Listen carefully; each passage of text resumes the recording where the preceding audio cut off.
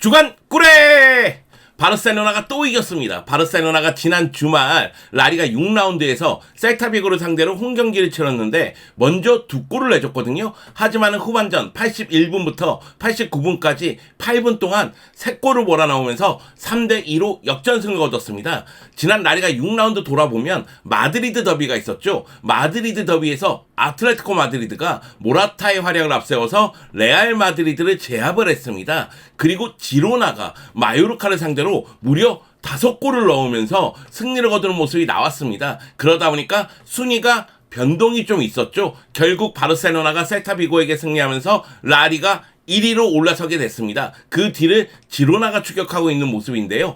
일단 레알 마드리드가 올 시즌 첫 패배를 마드리드 더비에서 당하면서 아쉬움을 좀 남긴 반면에 아틀레티코 마드리드는 마드리드 더비 펼쳐지기 전에 분위기가 좋진 않았었거든요. 리그에서 발렌시아에게 패배, 챔피언스 리그에서 라치오하고 무승부, 그 가운데 마드리드 더비에서 승리하면서 분위기 반전에 성공을 했다는 거죠. 그만큼 라리가가 더욱더 재밌어질 것으로 보입니다. 바르셀로나가 연승을 달리면서 1위에 올라온 거는 굉장히 좋은 소식인데 아쉬운 점도 있었어요.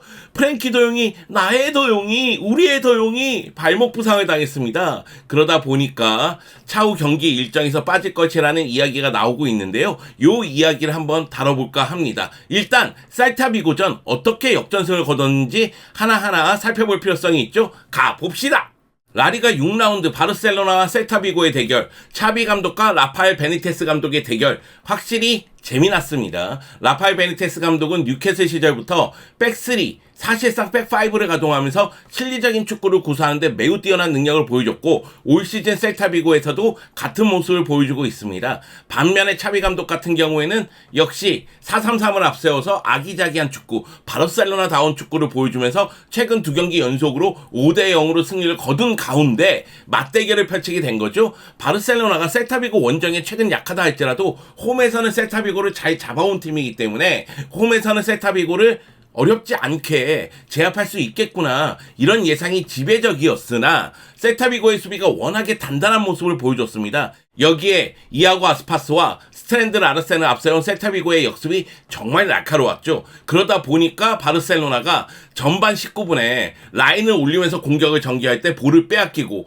그 가운데 뒷공간을 허용하면서 라르센에게 선제골을 허용하게 됩니다. 그 다음부터 파상 공세를 펼치지만은 이렇다 할 효과를 보지 못했죠. 오히려 전반전은 테어 슈테겐의 활약이 눈부셨습니다. 테어 슈테겐이 없었다면은 전반전 0대2, 0대3도 될 수 있었어요. 테어 슈테겐의 선방이 있었기 때문에 0대1로 맞출 수 있었던 것이죠.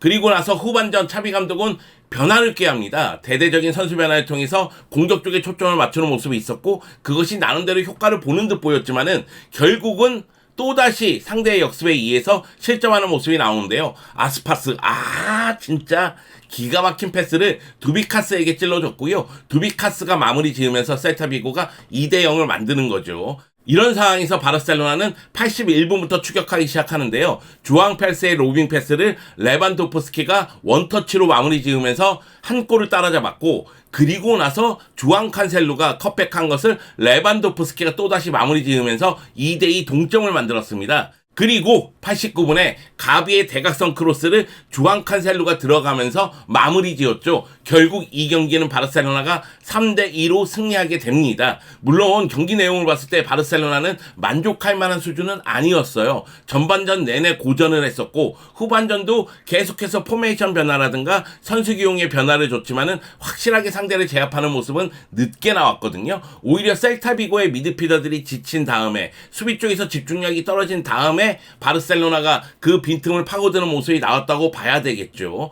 그런 측면에서 봤을 때 내용은 좀 아쉽지만 결과는 가져왔다. 그리고 또 한 가지, 바르셀로나 입장에서는 2골을 먼저 내줬음에도 불구하고 3골을 넣으면서 역전시키면서 위닝 멘탈리티를 계속해서 유지하는 모습을 보여줬다는데 의미를 찾아야 되겠습니다. 바르셀로나는 이 경기에서 승리를 거두면서 라리가 5연승, 챔피언스리그 포함해서 공식 경기 6연승을 기록했고요. 그리고 라리가에서는 말씀드렸다시피 5승 1무 무패를 기록하면서 1위에 등극하게 됩니다. 반면에 셀타비고는 경기력이 나쁘지 않았는데 막판 수비 집중력 너무 아쉬웠어요. 그러다 보니까 결국 이 경기에서 패배했고요. 그리고 최근 라리가 2연패를 기록하면서 올 시즌 라리가에서 1승 1무 4패, 라리가 18위에 위치하게 됐습니다. 사실 셀타비고는 이 경기를 잡았어야 돼요. 이 경기는 라파엘 베니테스 감독이 준비를 철저히 하고 나온 경기입니다.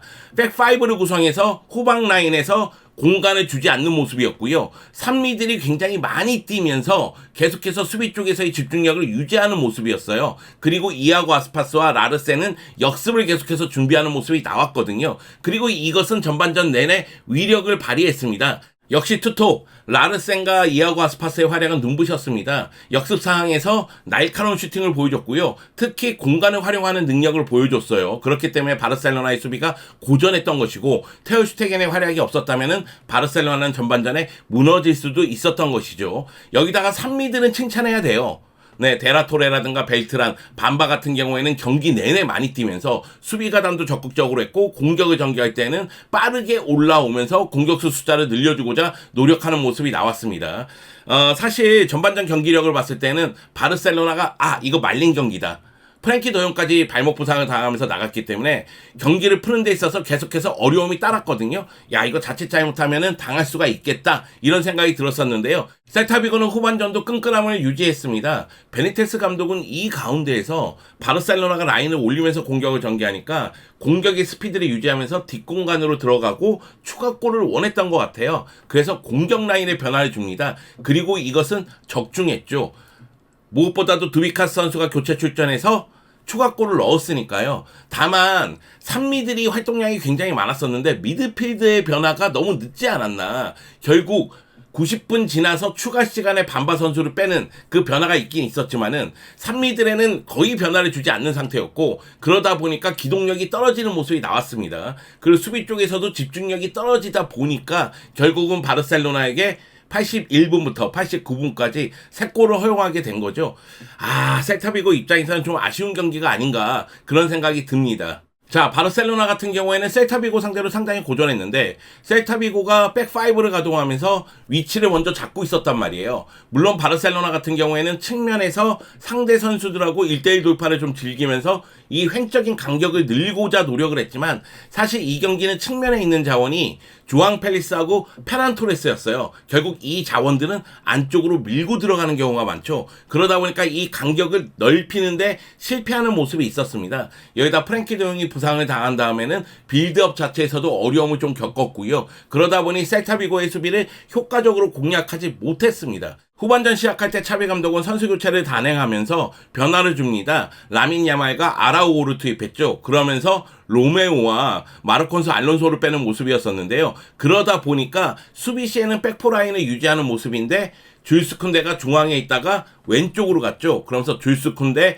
텐센, 아라우오, 칸셀로의 모습이었지만은 공격을 전개할 때 칸셀로가 미드필더로 올라왔어요. 왜냐면 로메오가 빠졌잖아요. 그래서 로메오 자리에서 조안 칸셀로가 계속해서 활약하는 모습이 있었고, 그 라민 야말이 오른쪽 측면에서 넓게 펼쳐서 플레이하면서 상대 수비의 간격을 좀 넓히고자 노력을 했습니다. 그런데 이것도 효과가 엄청났다, 이렇게 보긴 좀 어려운 상황이었죠. 그러다 보니까 차비 감독이 또다시 선수 교체를 단행을 합니다. 텐센을 빼고 발데를 투입하는 거죠. 그러면서 발데가 왼쪽에서 직선적인 공격, 오른쪽은 라민 야말의 공격, 그 가운데서 페란 토레스를 빼고 하피냐까지 투입을 합니다. 그러다 보니까 81분부터 연달아서 골을 넣을 때 선수들의 위치라든가 포메이션이 지금 화면에 나오는 이 포메이션이라는 겁니다. 사실 저는 선수들이 분주히 움직이고 공격을 전개하다 보니까 발데가 왼쪽 풀백 역할을 했다고 생각을 했거든요. 그리고 이제 라민 야말이 오른쪽에서 넓게 펼치는 공격을 했고, 그 가운데 하피냐가 하프 스페이스에서 계속해서 도움을 주는 그런 모습이 있었다고 생각을 하는데, 골 장면 한번 생각해보면 펠릭스가 중앙으로 들어와서 로빙 패스하고 레반도프스키가 돌아 들어가면서 골을 넣잖아요. 그 발데가 위로 올라오면서 왼쪽 공격을 주도했고, 그렇기 때문에 펠릭스가 중앙으로 들어올 수가 있었거든요. 그리고 칸셀로도 오른쪽 하프 스페이스를 적극적으로 파고듭니다. 하피냐가 볼을 잡았을 때, 그리고 라민 야말이 오른쪽 측면에 있을 때 수비수들의 시선이 그쪽으로 가잖아요. 그때 오른쪽 하프 스페이스를 칸셀로가 파고들면서 컷백, 그러다 보니까 레반도프스키가 마무리 짓는 모습이 나왔던 거죠. 결국 차비 감독의 선수 교체라든가 전술적인 변화가 효과를 봤다고 봐야 되겠죠. 물론 마지막에 인해 전술로 공격수를 대거 투입한 효과 아니냐, 이렇게 말한다면 저도 할 말은 없습니다만, 일단 선수 교체를 단행했고 그 선수 교체를 단행한 것이 승리로 이어졌다면 감독의 용병술은 칭찬할 수밖에 없죠. 그리고 이 3-4-3 포메이션, 프랭키 더용이 지금 부상이기 때문에 이 3-4-3 포메이션을 자주 볼 수도 있겠다는 생각은 듭니다. 특히 미드필더 라인의 4명이 사각형을 그리면서 패스할 수 있는 옵션을 많이 가져가면서 앞으로 전진하는 그런 모습이 나올 수도 있겠다는 생각이 좀 들더라고요. 걱정은 역시 프랭키 더용의 부상입니다. 오른쪽 발목 부상을 당했는데 전반전 36분에 가비하고 교체되면서 나갔죠. 재활 기간이 5주에서 7주 정도로 예상이 된다고 해요. 프랭키 더용이 생각하는 목표 복귀 시점은 10월 28일에 펼쳐지는 엘 클라시코 복귀라고 합니다. 그런데 그것이 가능할지는 지켜봐야 되겠습니다. 9월 26일 마요르카전을 시작으로 해서 최대 7경기 정도 결정할 수가 있다는 이야기가 나오고 있는데요. 리그 5경기, 챔피언스 리그 2경기에서 7경기 결정할 수 있다는 얘기가 나오고 있으니까 걱정스럽죠. 여기에 페드리가 지금 부상이잖아. 페드리가 없는데 프랭키 더용이 없으면 이거 진짜 짜증나는 일이거든요. 거기다 올 시즌 내내 최고의 활약을 펼친 선수 한 명을 뽑자면 저는 프랭키 더용입니다. 프랭키 더용의 이 존재감이 정말 대단했었거든요. 근데 더용이 부상이야. 하필이면 물론 이제 문도 데포르티보에서는 더용의 빈자리를 메울 수 있는 옵션은 많다 이런 이야기를 했어요. 그러면서 주앙 칸셀로 얘기를 했는데 조금 전에 본 3-4-3 포메이션 결국 이제 주앙 칸셀로를 위로 올려서 수비형 미드필더처럼 쓰는 장면이 많이 나올 수 있지 않겠느냐. 물론 수비 시에는 밑으로 내려와서 오른쪽 풀백 역할을 하겠지만요. 그리고 세르지 로베르토를 기용하는 건 어떠냐. 세르지 로베르토는 경험도 있고 그리고 능력도 있다. 다만 스피드가 너무 떨어지는 게 문제긴 합니다. 아니면은 아예 신성인 페르민 로페즈에게 기회를 주자. 페르민 로페즈도 이미 프리시즌부터 능력을 보여주지 않았냐. 특히 프리시즌 엘 클라시코에서 한 골 한 개의 도움을 기록했으니까 페르민 로페즈에게 기회를 주면서 페르민 로페즈가 조금 더 성장하게끔 만드는 게 맞지 않느냐. 이런 의견도 있습니다. 무슨 소리냐. 가비가 있지 않느냐. 그냥 가비를 기용하면 된다. 이렇게 말씀하시는 분들도 있죠. 가비가 칸셀로의 결승골을 도와주지 않았습니까? 가비도 메잘라 위치에서 기가 막히게 잘합니다. 그렇기 때문에 가비를 믿고 그에게 맡기자 이런 이야기가 있습니다. 또 이제 긴도안 얘기도 있습니다. 긴도안은 어느 위치에서나 제 역할을 하니까 물론 아직까지 바르셀로나에서는 우리가 기대하는 모습을 보여주지는 못하고 있어요. 이 점이 좀 아쉽긴 하지만 긴도안 선수에게 맡기자 이런 이야기도 있습니다. 결국은 페드리하고 더용이 부상이라면 미드필더 라인은 긴도안, 가비, 로메오가 나올 가능성이 큽니다.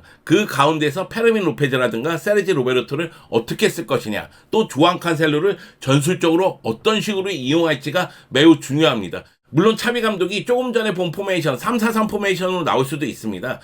올 시즌 초반에 페드리 아라오 부상이고 하피냐가 징계일 때도 3백을 가동한 적이 있거든요. 또 4-2-3-1로 변화를 꾀할 수도 있습니다. 오리올 로메오만을 믿을 수 없다면 세르지 로베르토를 기용해서 둘이 같이 수비형 미드필더 자리에 놓거나 아니면은 긴도안을 내리거나 가비를 내릴 수도 있겠죠. 어떤 방법으로 이 문제를 해결할지는 지켜봐야 되겠는데 사실 더용이 없을 때 경기 일정을 보면은 마요르카 원정부터 시작해서 세비야 홈, 포르투 원정, 그라나다 원정, 빌바오 홈, 샤흐타르 홈 경기예요.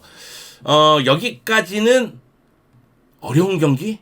그래도 빌바오하고 홈 경기? 포르투 원정 경기?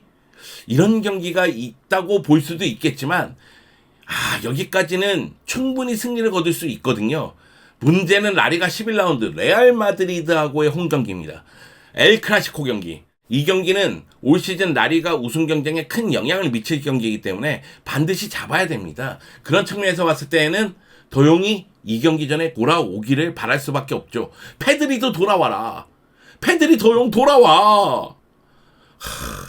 컴백! 비록 바르셀로나가 셀타비고전에서 승리하면서 라리가 1위에 등극하긴 했지만 그만큼 위험 요소도 생긴 거죠. 프랭키 더용이 부상을 당했으니까. 페드리가 없을 때 더용이 부상당한 점은 너무 아쉽습니다. 차비 감독이 과연 선수 기용으로 이거를 해결할지 아니면 전술적인 변화를 통해서 이 문제를 해결할지는 좀 봐야 되겠습니다. 다만 지금 이 순간 바르셀로나가 라리가 5연승, 공식 경기 6연승인데 이 연승 분위기를 이어나가기 위해서는 차비 감독의 전술적인 해결책 또는 용병술이 매우 중요하다는 거죠. 자, 가자. 연승 달릴 때 쭉쭉 가자. 우리 함 달려보자. 미친 듯이 달려보자. 나 6연승 여기서 끝나기 원하지 않아. 나 여전히 배고파. 너 내 몸 봐라. 나 미친 듯이 먹는다. 이 정도 갖고는 성에 차지도 않아. 이 정도 갖고는 마음에 들지 않아. 자, 한번 10연승, 11연승, 12연승 가봅시다. 달려봅시다.